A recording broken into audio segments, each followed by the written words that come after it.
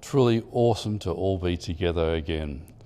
Well, Dani, you coming down from Sydney makes this the United Health Education team all in one space today. How incredibly fortunate. I get lucky enough that I see Julie every day, so 2/3 of United Health Education is in one place, and now we're all together ready for informing everybody about what United Health Education really is, and maybe a little bit more depth into who we are. It really certainly did begin back at Pro Raw Gym when Dani, you as an osteopath was meeting me as Andrew, a physio. We use those terms relatively loosely, naturally, because that's part of the process that we recommend to people, that we aren't defined by professions. But we certainly saw we each had gifts that we could certainly give to a wider audience. And Julie, with your special expertise and huge experience in the fitness industry, it was just great for us all to suddenly come together and realise that we could give so many gifts to a community that really only saw separate personalities. So we now create a community not of separate personalities, but people who are all heading in one direction. And we started that because we all love our one direction as well, which is health, fitness, helping people. Initially, of course, it was helping patients, but our real work is in helping trainers, helping professionals. That's where the education component comes into it, is we really are educators, each in our own field, that combines and blends so well across a spectrum. So it's a beautiful thing to be here together. So Dani, thanks for coming down to Melbourne. Good to have you here again. Of course, you're down for a special reason? To see you guys, of course. No, we made the pact that even though I was moving to Sydney, that we'd always keep the business going. And the fact that we do see patients in the flesh, but working online allows us to continue what United Health Education is, and allows us to always build on it. And that's why we are here today, is what Andrew was saying.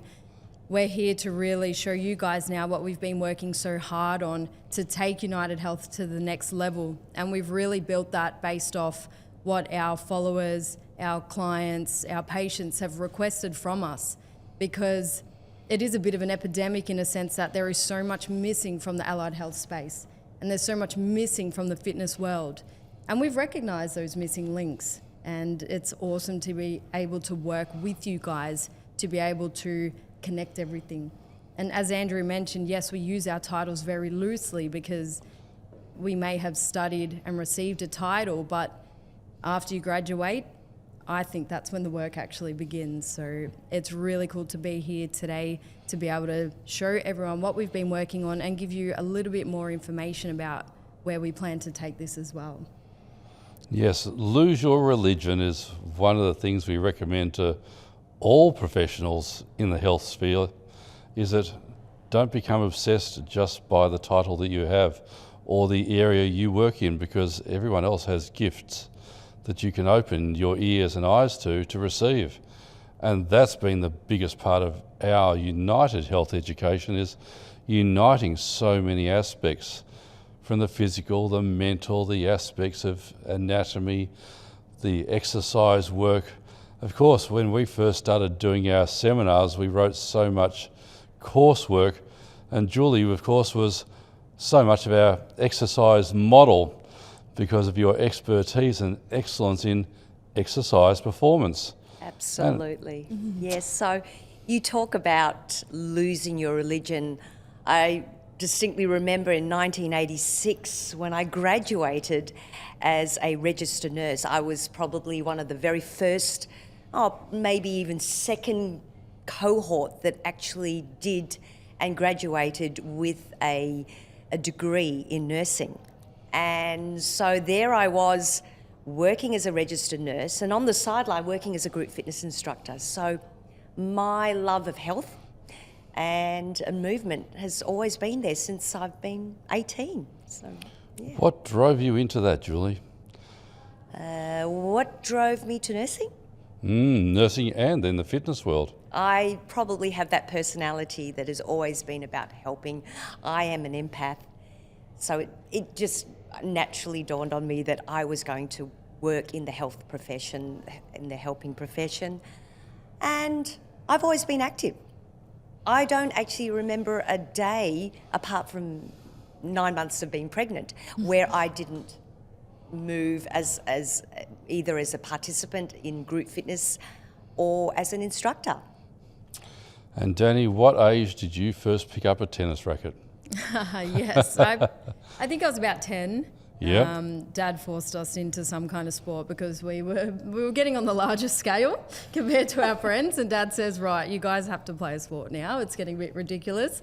You watch The Simpsons too much, so let's start you playing tennis. So 10 years old, my brother and I started, played for about 15 years, but it just so happened that Dad was actually a bodybuilder and we would watch his shows. So then it came to a point where I was about 16 where there was a crossover with tennis and the gym.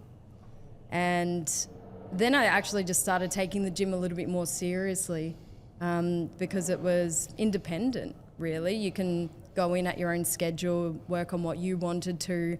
So then naturally found myself chasing that career path and decided to, swap the tennis racket for some dumbbells and barbells and continue down that way. So I wasn't always a super active kid, but then as I became a teenager, it's definitely a way of life. There's no other way.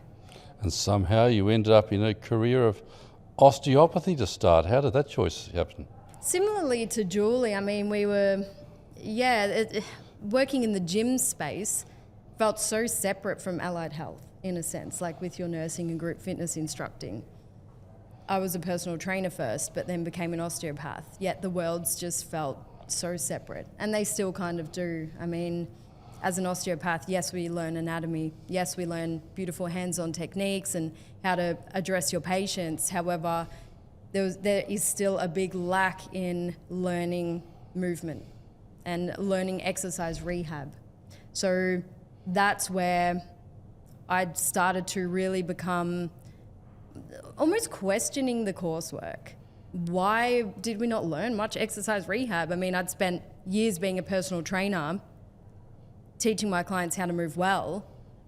I had no idea about exercise. I had no idea about injury rehabilitation from my Cert 3 and 4. But then I started learning about injuries and recognized, hang on a minute, there is no overlap. My osteo teachers are asking me about the gym and my competing and my bodybuilding. It all just, I found it a little bit odd. So that's where my journey of discovering, hang on a minute, how do we bridge this gap? That's how it started. And that's when I ran into you in Pro Raw Gym in 2019 and saw, hang on a minute, Andrew isn't hands-on with any patients. He's doing exactly what I've been trying to figure out how to do. Work with patients to cure injury in a long-term way through exercise. And that's when the light bulb went off, and that's when we started working together, and really that was the final piece of my journey of bridging the gap, just figuring out, there's just a few things missing, and then you guys came along, which is awesome. And Julie, certainly you've worked well with Dani and myself over all these years, and you've morphed your teaching into realistically health movements, haven't you, for Absolutely. Older people? Yes. So when I look at predominantly my population, my demographics of people who come to my classes, they tend to be over 65. And when they come in, they often say, I'm not moving as well as I used to. I don't know what's happened, but over the decades, I feel as though I'm a bit slower. What's the natural progression? Come to a class, because that's the beautiful thing about doing group fitness, is that it is very non-intimidating. You come to a class, there's no equipment, there's just an instructor on the stage taking a general fitness class. And that's where I realised that general fitness to a specific population is okay, but it's not specific. And that's where I think that where my skills of having come into United Health Education, learning from these two brilliant people, that I've dialed in and really laser focused my class to be very specific with the population of over 65? It's us, isn't it? It is. We really are people who have come together because somehow we happen to like other people. We're pretty much human people, and we enjoy talking, working, experiencing and helping other human beings.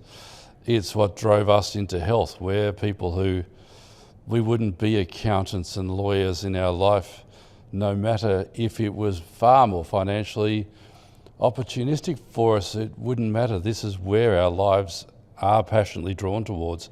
So for us to produce the solutions that we've worked so hard on, to give to everybody else in the community that's looking for answers, that's really why we bring United Health Education together, is to help people find the answers that they know are out there, but we're going to save them decades of searching and dead ends by showing them the real hacks and the shortcuts. It's like using Google Maps perhaps to get somewhere a little bit better, a little bit faster, and knowing how to get to an end point so much better, with good sense and good science behind it. As we know, with our community that we see, they've got a lot of the things that we've all been through.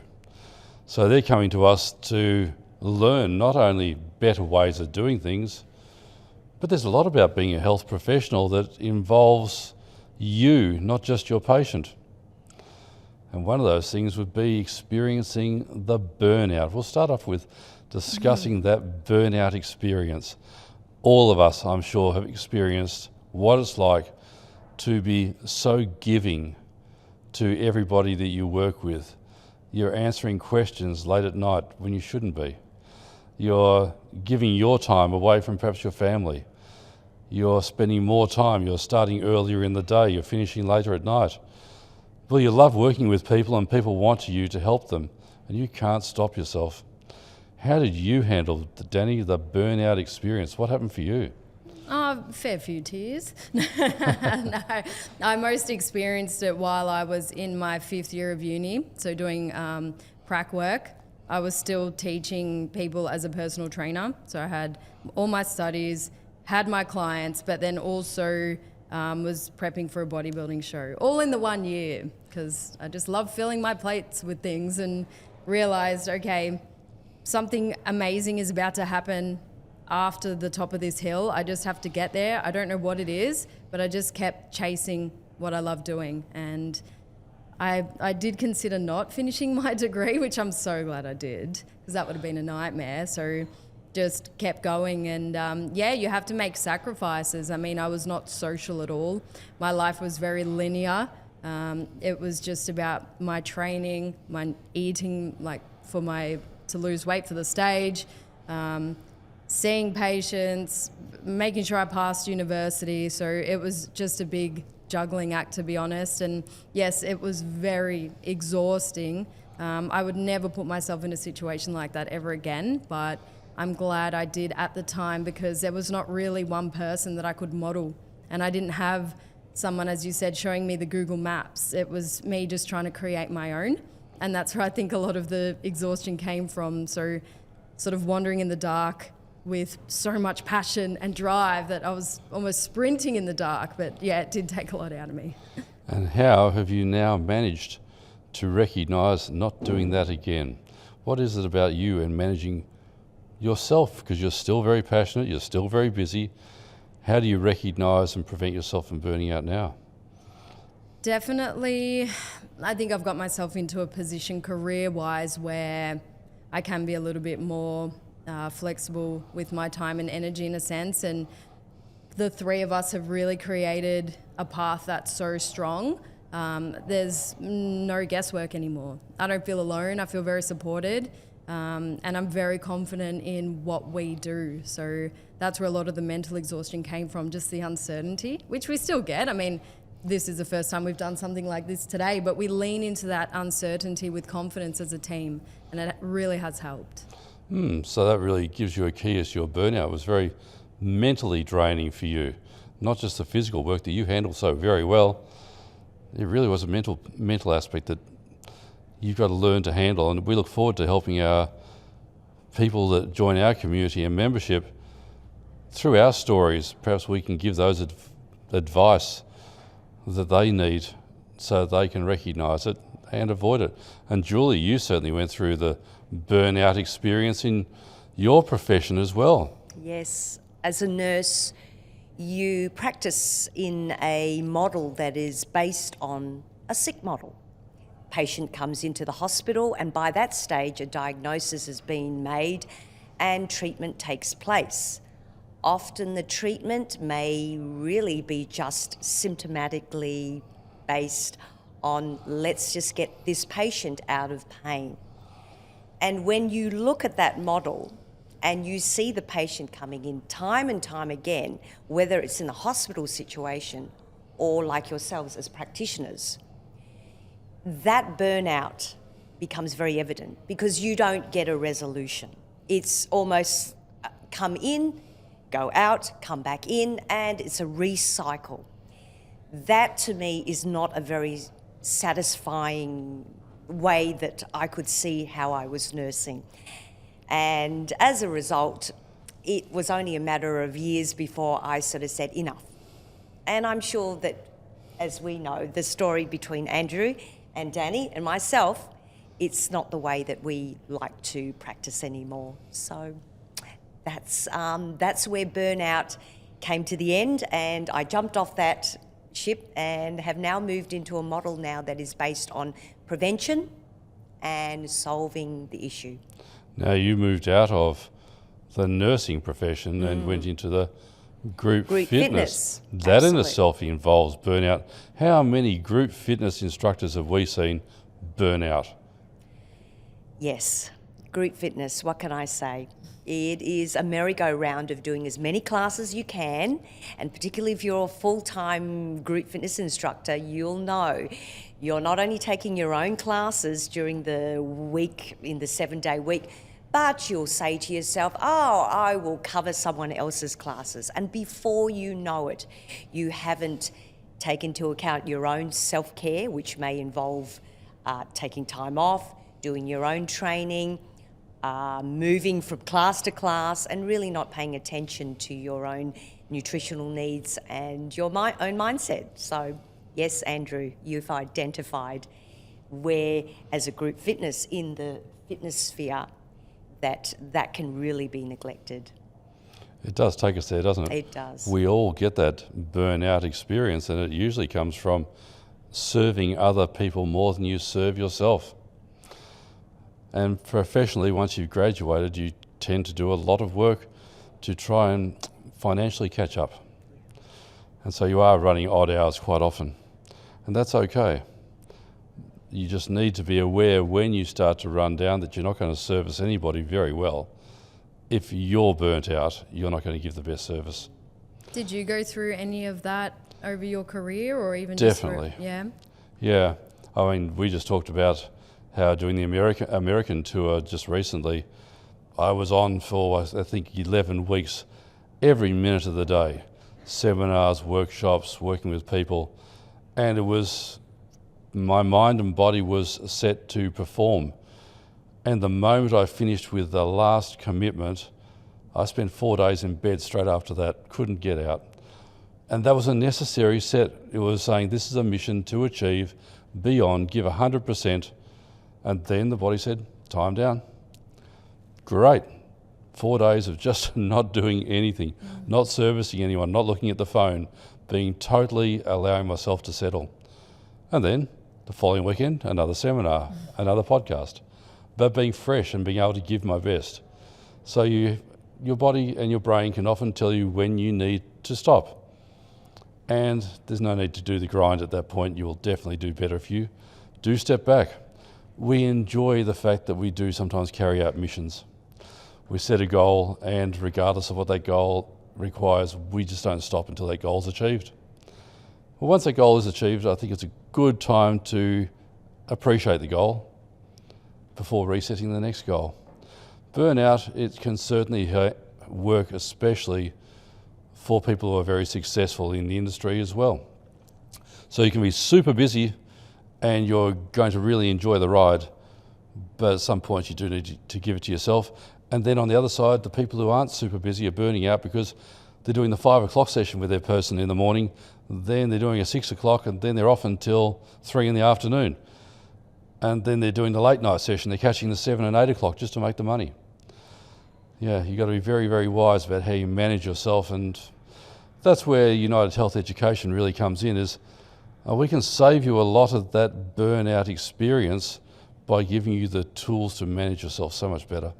I definitely don't miss those early sessions, and you have nothing to do in the day than late night, being there. But I find that a lot of people just try and do more and be more, particularly now with social media. I feel like it's so much worse now than, when we all started. But people are feeling like imposters. People are feeling like they don't know enough. They have to do more. They have to be more. They have to be good at everything. So with burnout, I think, is a byproduct from people feeling like an imposter, and we are seeing imposter syndrome so commonly now with social media. I mean, I definitely went through it at the start, but then I got some really great advice from someone, and this was before our first seminar together, actually. I was excited, but I just had that little voice of self-doubt, of course. How am I going to compare to the great Andrew Locke? And then this person said to me, yes, we know Andrew's amazing, but Dani, you have to be yourself. You have put in the work, you've put in your own time, your uniqueness. People are also coming for you. So be you. Never stop being hungry and grateful, but just be yourself. Well, isn't that a good one? A solution to the imposter syndrome. And usually if someone feels they have imposter syndrome, it is because that they are an imposter. That's such an important part. Don't deny it. You're not as good as you want to be. That's fair. You are an imposter. But you really found a good solution there. Was you were trying to be an imposter, you felt the pressure of trying to be someone other than Dani. And as soon as you were Dani, you weren't being an imposter because you were really Dani. You are Dani. Yeah. You're Julie, I'm Andrew. We're not imposters. We are living ourselves. And that's a really important part of the management of the imposter syndrome, is you're not trying to be somebody else at all. You're just trying to be you. Now, you might not know enough, and that's what we're here for, because you don't know enough, and we've been through that, and we do have the answers that you need. So you come to us with the questions, and we produce the educational content that will allow you to be you, but be you with the answers that you're seeking. Such an important part. Did you ever go through the imposter syndrome idea, Julie? Not really. Not really, because I'm one of those people that never took on more than I could manage. So perhaps for me, I'm not the most adventurous person. So there are certain personalities like myself that will just take their career to there, and then probably from that base then move up to the next one. So I never really took on more than I could chew. That's a really good way to approach it, isn't it? Yeah. You were learning the things that you had to do. Well, the first group fitness classes that you ever taught, how did they go? They went really well. I've always had a good base of movement, and it really started that I'm looking at the instructor and I'm thinking to myself, I can do what she does. I went home, and this is probably where my success came in. I practiced and practiced for weeks on end. I went and did my, in those days, exercise to music course. In those days, it wasn't called a Cert 3 or 4, but it was an exercise to music course that we did at trying to think of the institute that at that time, it was Rusden, which was in the 80s. And I just remember being super prepared. And as they say, practice does, to a certain extent, give you confidence. So there you are in your first group fitness class, well prepared. Well prepared. And a wonderful experience. Loving it. Dani didn't have that experience, did you, Dani? I was waiting for it. Well done, Julie. That's good. So yes, I was super prepared in my first class that I taught, except that backfired because it was too complicated. So my job was to have, I think there was about 12, I was in a women's only gym at the time for my first ever job. I had my little notebook out with all the circuits I wanted, and I really wanted to impress them, and I just overdid it. And I had too many exercises, too much equipment. It was a big shit show, and then they all walked out. They all just ended up going on the cardio, and I felt I didn't sleep that night. Again, a few tears were shed. But then the beauty of what you said is, you just got to keep practicing, and it was a big learning curve for me. And the lesson I took from it was simplify. You always have to take a positive. But yeah, I've been there where people are walking out of classes, and I feel like every scenario that could have happened in someone's journey has happened to me. But that's why we work so hard now to share where we've come from. We didn't just wake up and be in the position that we're in, There are times where it is hard, but the people who are successful are the ones who never quit. That is it, isn't it? And if I look at my initial movement into the physiotherapy world, I was just very fortunate that the first job I was given was at an eminent sports clinic, but I was not expected to be the eminent sports specialist. They were taking me on as a junior to perform certain hands-on skills that I was competent at. So I wasn't expected to be the senior clinician who had to have all the answers to everything. I was the junior, and my role was to learn. So I never had to become an imposter because I was the junior, and you all know more than me. So I'm here to learn. And that was the experience that I was lucky enough, and if you get that experience, that can be an important part of when you come into a practice, that you know your position within the practice. You're not the expert when you first start out. You shouldn't be expected to be the expert. And if you're trying to act like you're the expert, you're going to be playing imposter syndrome, and you're just going to be fooling yourself. And usually patients can pick it if you're not authentic. So being authentically good at what you do is part of the first stage of building a very competent, good, strong psyche about yourself. I think part of the success personally for me was the fact that I actually had a mentor. So I failed to sort of mention that, but yes, I actually had a mentor who was behind the scenes giving me lots of advice and helping me develop my skills as a group fitness instructor. So that is, to me, a very big key to success, to have someone who's been before you and walked the path, and then be kind enough and generous enough to then share the knowledge. And yes, I do acknowledge that. It didn't just come out of nowhere. It was just you, Julie, on your own. No, that makes me feel better. So you had a nice mentor. Yes, I had a very nice mentor who was generous enough, and she basically took me through, said, yes, you're going to do this, you're not going to do this, and blah, blah, blah, blah. So I had, in actual fact, the roadmap. So that was a very useful thing. Interesting, because I would have had a not very nice mentor, but it wasn't a person who wasn't nice, as in was offensive. It was just a person who, as a professional, was so far superior, and she knew she was so far superior, so that you barely earned the right to be able to ask her a question anyway. And if she decided to actually give you some information, you made sure you freaking knew what you were going to do, and you studied beforehand. I would go into surgery with some of the best surgeons in the country, and if you know you're going to surgery that day, you also know the surgeons are going to be testing you.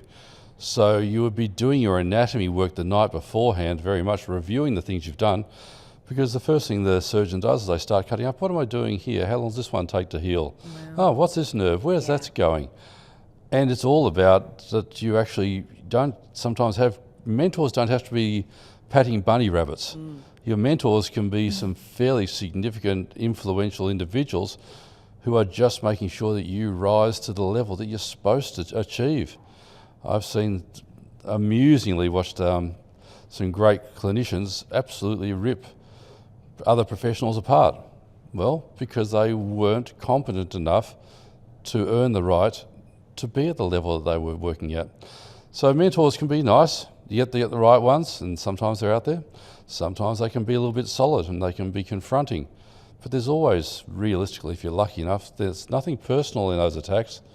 It's helping us. Did you run? See, Dani, when you graduated, you pretty much went into, what sort of practice did you go into? And what sort of people did you have to work with? Did you get mentoring, or were you expected to just go for it? Yeah, I mean, I was friends with a lot of my mentors, actually. I loved hanging around people who were very successful in what they did.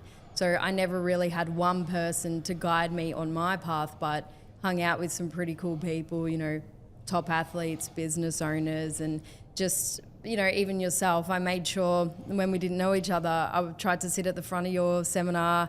I was taking notes. I put my hand up to be the example. Like, I just took myself right out of my comfort zone to earn the right, as you mentioned, to then be able to get to that next level with the mentor and ask questions and really learn from people. So I took advice from so many different people. From my own training, I had a coach.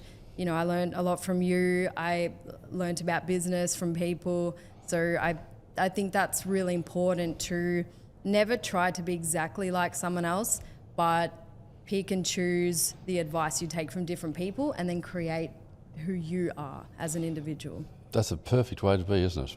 So as United Health Education, we're here to be those mentors for everybody. Julie's a nice mentor, so are you. I'm a pretty okay one. But yes, this is our gift, is to be the guiding lights and to know the things that we needed help with in our careers. And we provide that on this platform. We provide people the opportunity to go and say, okay, these are people who are part of my community. They care about me. We're United Health Education. We do care about everybody who's part of our community. So we really are here to be the mentors that you required, that you needed, and that you need right now.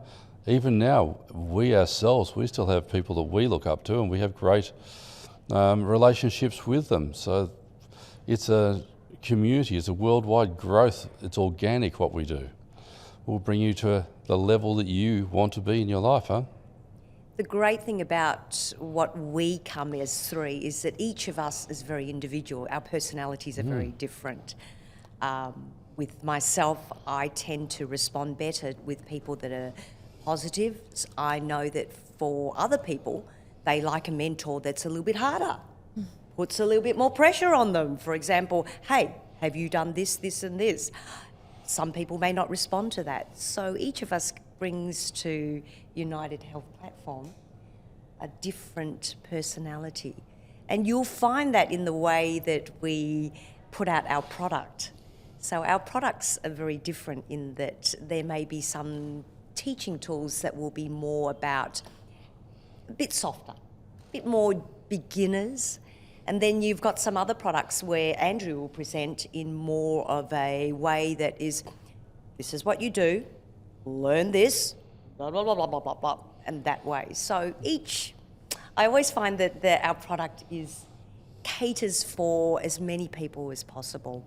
It's not just the one person that will get the most out of our products. It's that we provide everything for everybody. You know, in our careers, one of the things about a career is it has to actually financially support you, doesn't it? In your goals and dreams, you need to be able to make an income that's going to allow you to reach the points that you desire in your life. Initially, straight out of university, you're just happy to see some money. Out of your courses, you're just happy to be earning something for a change a little bit better. But there is a challenge, isn't it, about being able to be financially successful along with professional success. One of the best lessons I ever learned in that area was don't ever undercharge. That was so important. You'll always find out that if you charge a person less, or perhaps even as benevolence to certain people, you might even not charge somebody. Well, guess what? Who doesn't turn up to their appointment, who doesn't respect you as a professional? One of the biggest things there is if you don't respect yourself, you're not going to be respected by the people who you serve. So there is an interesting experience from a financial point of view. Most people are really trying to make not only enough to survive, but also enough to move forward. It's a big challenge in the industry, isn't it, Dani? Absolutely, and I've definitely had my time when I first started as a hands-on osteopath, so leaving the fitness world temporarily to be an osteopath in a clinic. I've been through having the empty books. I mean, And yes, it's easy for people to get down on themselves when people aren't booking in, but I used that spare time to then create my online coaching. And that was such a blessing because I thought, no, I'm not just going to sit here with my arms crossed and not do anything and get upset that people aren't coming in. How do I continue to work on my vision, even if it is outside of the job role that I'm in, which was half an hour appointments back to back to back to back, try and rebook. It's okay if they come in with the same problem next week. You know, I didn't like that. So any chance where I yes, didn't have money coming in, but I had time, I used that to create the next part, which was online coaching. And that's how you can really earn the right to charge more, in a sense, because you start to create your own job role. Yes, us three have the same underlying vision of long-term health and wellness for our patients, not just treating them like another number, rebooking and all of that, because that's short-term financial success. And you get a lot of practitioners that are so proud on how many hundreds of patients they can see in a week. But for us to be able to be here right now, filming in this studio, charging a premium price, is because we have stayed authentic. We've continued to work on ourselves, and we've come up with a model that can be taught from anywhere in the world.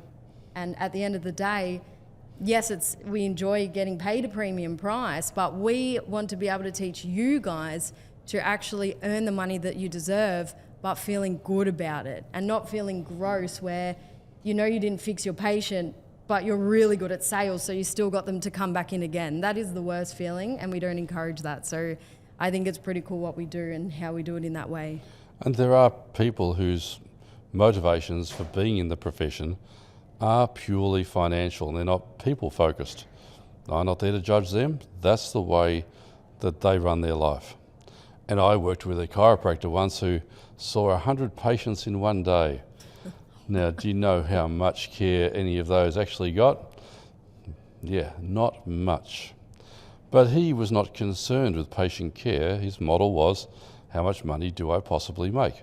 Because I want to tell the other chiropractors how much money I make. And that was all his game was all ever about, and has always had been, was simply financial model. Well, yes, through United Health Education, we can teach you the tools to be financially successful, but it's more going to be you're successful because you're servicing other people and helping them get better. Our model is built upon patient care and great outcomes. And through that, you become financially successful. But yes, there are people out there, it's all about how much they can make, and certainly from using our tools, they will be more successful. Have you met those ones out there, Julie? Financial success challenges, and even in your life in group fitness, earning enough? Oh, yes. Often group fitness instructors will say, if I'm doing this for the money, there's no way I'll be teaching classes. We don't get paid enough to jump up and down and do what we do. Honestly, the wear and tear on your body is immense. So I probably wouldn't be talking about financial success if I was talking about group fitness, because that probably the two of them don't go hand in hand. You do it for the love of it. You do it for the love. You do it for the love, and you have to run a lot of classes if you wish to be able to survive. Just to survive, just to survive. I know some instructors who work 20 classes, do 20 classes a week. And I'm not talking classes where they're walking around the room instructing. They're on the stage pounding their bodies, jumping up and down, you know, holding weights and lifting heavy. Imagine that continuously, and the repetitions and the amount of energy that goes into that. Yes, often you won't see them in 5 years' time. Or if you do, they've got chronic injuries. You know who I'm talking about. Those in the industry certainly do. Of course, your group fitness classes are ones that will help people last longer. Yes, and myself. And to be honest, you know, I call it selfish or not. The idea is that I want to make a maximum impact without damaging my own health and body. So that's where, for me, I've seen the value of moving away from high impact sports type classes now to working with the older demographics, and there I can make an absolutely amazing impact. Yes. So yes, we've definitely found that when it comes to the are you making enough money, it can be very impactful into the group fitness world, and us as professionals, it can make us work exceptional amounts of hours that are not very beneficial to us. So to be able to produce, like yourself, Dani, online instruction and teaching people how to become successful online is super important. Absolutely, and it comes down to career satisfaction as well. I mean, we can be working and making good money, but if you hate waking up every day and going to work, then what's the point? So we're so blessed to love what we do. And we love what we do because we have molded our own career. And, based on what we love. We choose to wake up and do what we do because no one has to tell us what to do. We just molded it based on passion and good values, and career satisfaction's through the roof for us, but I remember what it feels like to not love your job, and I'll make sure to never be in that position again. But now we are at a point where we are able to teach people how to love what they do. And I think a lot of that also comes from not having to try and be good at everything. I mean, we don't teach nutrition. There's so many things that we don't do. If we applied ourselves, I'm sure we could learn all of these skills, but we've really honed in on our specialties, our individual specialties, and have come together as a team. So that's what we love teaching people, that yes, you pick and choose what you love to do. If you've always got the patient's best interest first, and you are a good person and you work hard and get help from people who have been there before, you too can put yourself in such a unique position where you love what you do and you've literally created your own job role. So we're health professionals. We tend not to use our titles very often because once you use your title, you become a bit too exclusive. So by opening ourselves up as health professionals, that's the career that we're really talking about. And you have found a point there, Dani, where you weren't satisfied. Something wasn't making you happy with your career as a health professional. What happened there?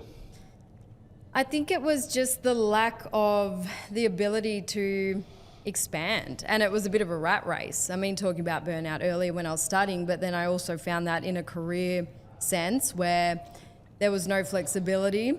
And yes, I had amazing people who I worked for, so I'm not really complaining in that sense, but it just, there's just a feeling inside that you chase when you love something, and no one else can give you that. You have to go out on your own, find your mentors and create it yourself. So I think just being so boxed into society and the mold of what society's view on success was really caused a lot of internal discomfort. I didn't like the idea of having to have a set time on my appointments or a set way of treating a patient that didn't align with my values. So yeah, a lot of the dissatisfaction came from that, but it goes off what we were saying in creating our own path. You can eradicate that dissatisfaction and truly give a service that you're proud of. So that's a big thing, turning something you're dissatisfied with and making an action to make it satisfactory so you really enjoy being a health professional. Absolutely, and it's given us flexibility. I think that's another big one that people don't really have. Again, they're boxed into crazy hours, whether it be back-to-back patients or whether it be what we said earlier, morning, nothing on in the middle of the day, come back at night time when you're exhausted, hurting your body doing group fitness classes time and time again. So by being able to feel good about what you do, being able to charge more, okay, so you charge a premium, you don't have to see as many patients, it gets you in a position where you can be smart with your time. And then in that free time, yes, we need some downtime, but it allows you to work on businesses. That's how we created UHE. If we were stuck in classes or back-to-back with patients, we wouldn't have been able to create this business. So flexibility, we use that tool to our advantage. Yes, we go on nice holidays sometimes, but a lot of that free time is actually put towards new projects. And I think everyone deserves to feel flexible in their own way. And I know it is a little bit of a cliche that people chase flexibility, but you become a slave to your life if you don't have some element of flexibility. Very important part of it, for you? Actually, I have to say, Andrew, you've really carved a fabulous life for yourself. Mm-hmm. And I should know because I see the way that you, just in the day of Andrew, just in the from the beginning, the moment that you wake up in the morning to the evening, your life now has changed so much. Can As you being just tell authentic, everybody being authentically now? me. Yeah. From the And moment you wake up. earning the right to be me. That's the best part of it. Is, yes, how long does it take to be an overnight success? Maybe 20 years. 10 years in a lot of sports to become very good, but I think as a health professional to reach the very top, and if you're on your journey a lot by yourself, it takes a lot longer. That's why United Health Professional, we're the supercharger really that changes everything, because instead of a person sitting there and going, okay, my career starts and here I am by myself, they've got access to the decades of us having been in the coal mines, in the salt mines, doing the work, finding those answers, finding the gems that really do work, and then they come to us and we can save them decades of here's the way it works. This is what you're looking for. And that's where my life has been spent, doing the thing I love, whether it was initially playing sport at any level, that looking at wanting to be professional in sport, and then taking on a professional career that I had dreams to be as good at finding the answers that other people had not yet found. There's the satisfaction, especially, is to go, I've just done something nobody else has ever done. And if they have done, they haven't written down about it. So my career now is wonderful. Yes, I treat everything from celebrity to royalty to recording artists to military to first responders to general population all around the world. I love actually going out and seeing everyone around the world from every continent almost this year. It's a love of people. So I live my life of, I get up in the morning and I start looking at messages from all around the world. I love all the messages from around the world. And it's a real experience of going, I am someone that people want to be like. They want to achieve this level of, as Dani would say, authenticity. I'm me. So the authenticity is what creates my world. Is I don't pretend to be anybody else. I sometimes have to tone it down so that you don't get to see all the real me, but the me that's going to help you become who you have to become authentically. So career satisfaction, well, you're not probably going to get it initially in the first couple of years, but you should be enjoying the process anyway. And then the satisfaction comes when you start doing things a little bit more creatively and you're creating the special thing that makes you different to somebody else. Because everybody who attends the United Health Education process is an individual. They're not supposed to become Dani. They're not supposed to become Julie. They're not supposed to become Andrew. They're supposed to become themselves. And our service is to show you how to become the best of you in the career that you've chosen. That's how we played my game. So yes, go to bed thinking about how I could do something better, and getting up the next day and perhaps having a bit of an answer how it might happen, huh? That is the challenge. A lot of people, as we know, this does lead to some people feeling like they get a bit caged into their lives, doesn't it? With inflexible hours of work. You had that experience too, Dani? Yeah, well, sort of that's what, off the back end of what we were saying, was just being boxed into society and the expectations. So having our flexibility has allowed us, I think, also to not forget probably our last and most important point of still looking after your own health and wellness. A lot of people, as you mentioned, group fitness instructors, a lot of wear and tear on the body. Yeah. Manual therapists, a lot of wear and tear on the body. And then sometimes you get so caught up in your work that you just neglect your own training, and then it feeds into imposter syndrome, then it feeds into burnout, and it's a big cycle. So first and foremost, aside from looking after our patients, we have to look after ourselves. Very important. Here, absolutely. I'm so big about you can't look after your patients, your participants, until you look after yourself. You cannot be the role model. You cannot be dishing out advice if you yourself are not doing, as they say, do as I do, not just as I say. Yep, that's a good way, isn't it? Because we are often constrained by the 24 hours that are in a day. And It can be challenging to be time challenged, to be able to prioritise all the things we have to do. How do you prioritise, Dani? A lot of organisation, a lot of minimisation, and realising life's not a race, even though I always want to be at the top of the mountain straight away, but you really, really have to slow down and just enjoy the lessons along the way, because if we were handed everything without sort of earning the right or without learning the skills in order to get that thing, then we wouldn't value it, we wouldn't feel worthy of it. So it's really important to never feel completely satisfied, but then realise that our journey that we're taking everyone on is lifelong, and we're going to be learning too forever. Oh, yeah. And we're going to learn with everyone and guide them and learn from our people, our community as well. Exactly. Yeah. And we say often, don't be pressured to feel like your life should be in balance. For success, realistically, there are times it has to be out of balance, and don't feel that's wrong. Don't feel the pressure as if suddenly I've always got to have this perfect work-life balance. In fact, we say there is no true work-life balance. There's work-life choices. You make your choices to help you become the authentic you, to provide the best service that you can to your patient and yourself.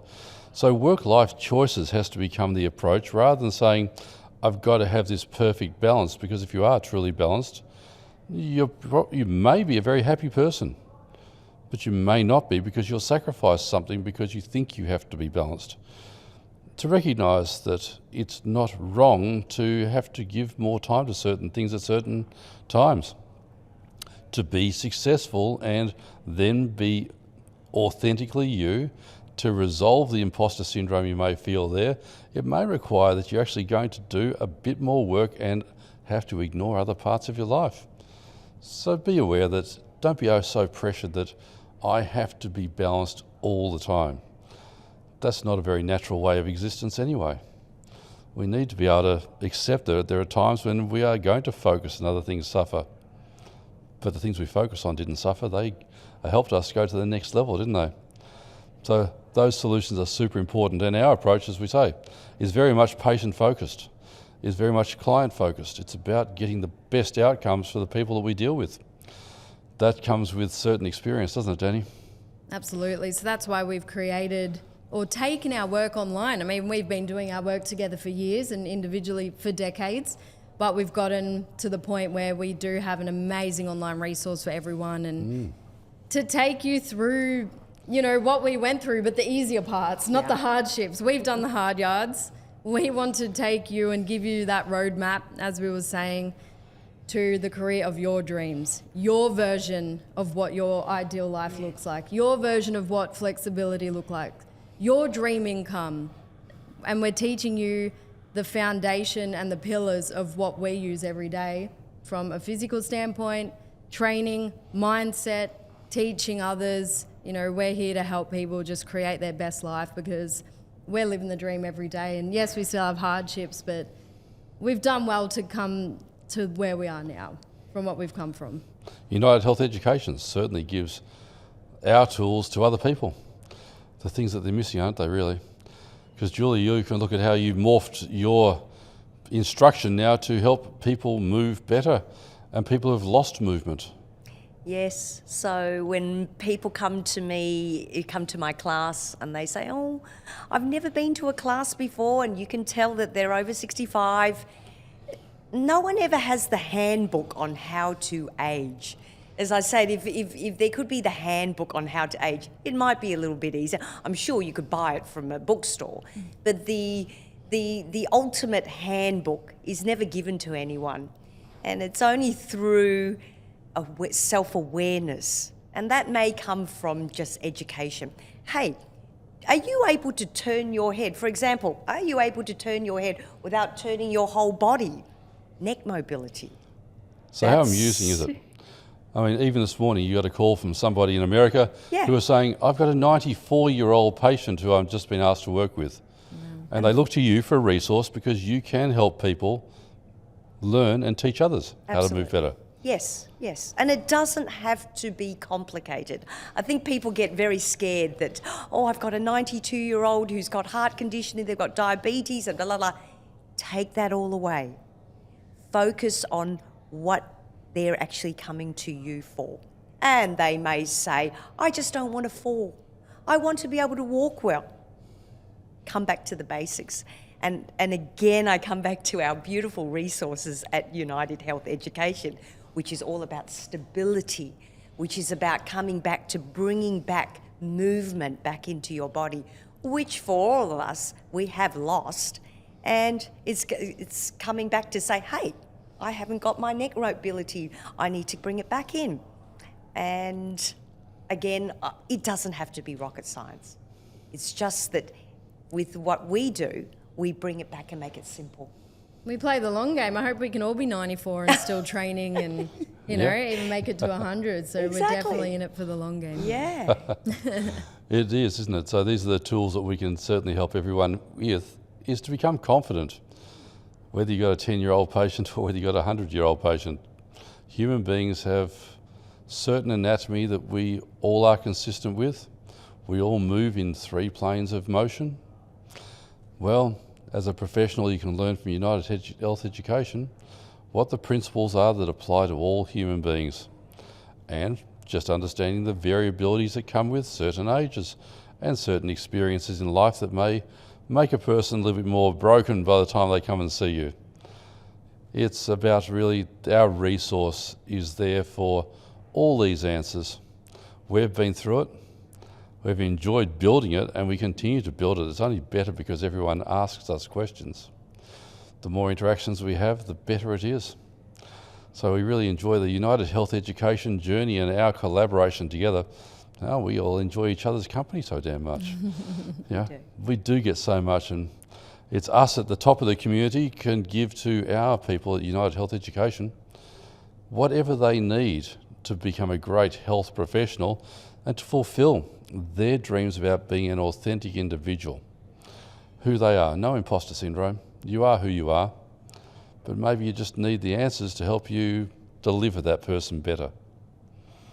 So we look forward to continuing to bring the community together and widen our community as well and really make a difference in the industry. Absolutely. We enjoy the journey and together we grow. That's it. Let's see you become you.